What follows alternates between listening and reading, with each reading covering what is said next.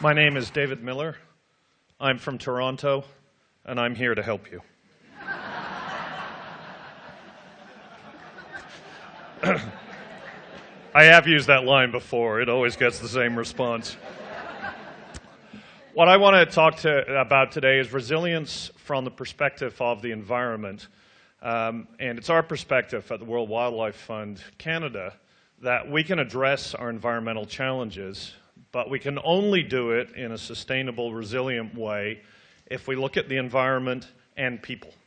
If you meet the needs of people socially and economically while respecting your environment, you will have a truly resilient and long-standing solution. And we call that demonstrating the possible. And this is very urgent.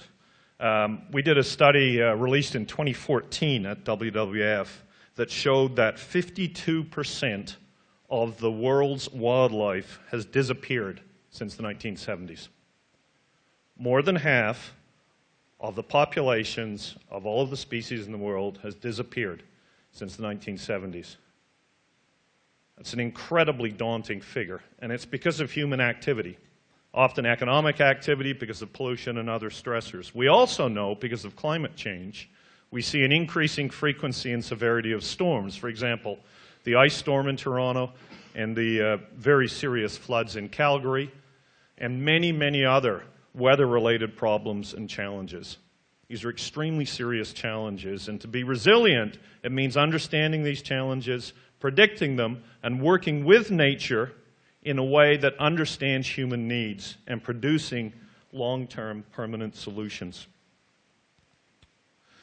This is the South Saskatchewan River, and by the way, I went for a little walk today, and it's absolutely beautiful along the river in Saskatoon. I thought it was fabulous. But that's not why the slide's here, although I think it's a beautiful view. The slide's here because WWF Canada is doing studies of all of the watersheds across Canada, and we recently released our threats assessment on the South Saskatchewan River. A threats assessment assesses the risks to a watershed. And the risks to the South Saskatchewan River are actually quite high. And if we're going to be resilient, we need to start looking at those threats and addressing them, because they're stressing the river. There are threats like pollution. There are threats like overuse of water from agriculture and from people and from growing populations.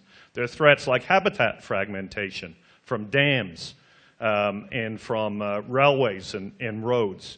Very significant threats. And we need to start thinking about that today and addressing those challenges because we know what happens when we don't respect nature and we don't listen to the early signals. And we know that from many, many things, but particularly from the Newfoundland cod fishery. This is a picture of a small village in Newfoundland that I was in a month ago named Bédaverde. In Bédaverde, people made a living off the cod fishery for nearly 500 years until 1992. When, because of overfishing, the fishery was closed because nature couldn't sustain the cod anymore. 500 years of a fishery closed overnight. 40,000 people lost their jobs in the Maritimes within a month. It's the largest mass layoff in Canadian history. The fishing boats were sidelined. WWF is now working with the fishing industry in Newfoundland and the Farm Fish and Allied Workers Union and the government of Newfoundland, as the cod is showing signs of recovery, to change our habits and help that fishery come back based on principles of sustainability, which involves science, analysis of fishing techniques, all sorts of things. And it's incredibly encouraging that this movement is led by the fish harvesters, the very people who are devastated economically by nature's collapse, who now understand and lead on the idea that we have to respect nature if our human economic and social systems are going to survive. It's another example I'm familiar with in Toronto that combines these principles of environmental sustainability with social sustainability and economic sustainability. And that's the revitalization of Regent Park. For those who don't know, Regent Park was one of Canada's first low-income housing developments. It was built to house soldiers after World War II and eventually became rent-geared to income for the general public. And Regent Park was a little bit unfortunate because the thinking at the time was, let's cut this neighborhood off from all the neighborhoods around it and make it a green, bucolic place. Well, of course, what happens when you isolate a neighborhood? based on economic class is the neighborhood turns inward and becomes very isolated. And by the year 2000, it had become a neighborhood full of challenges with an aging housing stock that needed to be revitalized.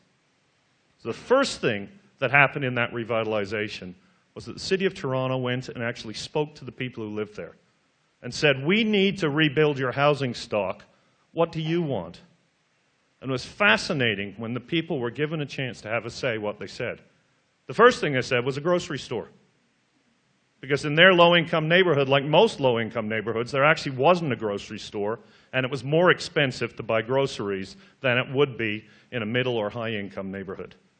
The second thing they said, you might be able to guess.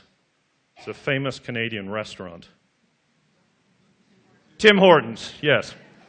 And the third thing was a bank, and I must say the Royal Bank of Canada stepped up and they now have a bank, because like many low-income neighborhoods, they didn't have a bank. They also said some other interesting things. They wanted high environmental standards, and the revitalization was done in a way that met very high environmental standards, particularly with respect to greenhouse gas emissions and reducing our footprint on the planet. They also wanted a neighborhood where if they got a better job, they could stay. So they wanted middle-income housing, not just rent-geared-to-income housing. And the final thing they wanted was economic resilience. They said if the City of Toronto is going to invest hundreds of millions of dollars to rebuild our community, we want our children to have an opportunity to get the benefit of that investment by getting jobs directly working on these projects. And the City of Toronto put a clause in the construction contracts that every contractor had to have at least 25% of the jobs be local residents. Now, I can tell you, when the contractors first got that, they weren't too happy, because they hadn't done it before. But I spoke to one of the contractors at a groundbreaking for one of the buildings, and he said, you know, Mr. Miller, I thought you were crazy, but this is actually the best thing we've ever done. My employees all love it, and sometimes a little bit hard to bring the skills along of these young people who haven't been trained. But they learn and they grow, and it's the best thing we've ever done. So what that community had was true resilience. They lived in buildings designed to the highest environmental standards and a low impact, a low footprint from a carbon perspective on the city.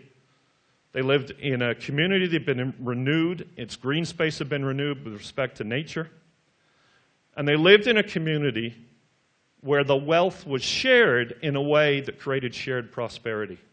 And no matter what knocks come along to Regent Park, they're going to be much more likely to withstand them because they've met the environmental, economic, and social sustainability tests that ensure true resilience. Now, at the World Wildlife Fund Canada, we concern ourselves with nature in Canada's most iconic places. This is a polar bear. The polar bear's habitat today is threatened by climate change. The amount of sea ice is decreasing dramatically because the sea ice season is shorter because global warming hits the Arctic more strongly. It's not just threatening the polar bear. It's threatening the livelihoods of the Inuit people and others who depend on the richness of the sea ice to hunt and fish. The area along the edge of the sea ice is incredibly rich. So it affects the economic and social conditions of the Arctic as well as the polar bear. And if we don't want the crack in that photo to spread too wide, we all have to take collective action. And I called these remarks demonstrating the possible, because I know when the cod fishery in Newfoundland is certified as sustainable, and when young people in Regent Park in Toronto, one of the poorest neighborhoods in that city, have equal economic opportunity to young people who grow up in other neighborhoods, the people will see those changes and will understand that there actually is hope, that if we do the right things, we can create an environmentally sustainable and resilient future. And that's the message I wanted to bring tonight, that we can do these things, that there are examples of true resilience where we've met our environmental goals, our social goals, and our economic goals. It is possible, and we should hope. Thank you very much.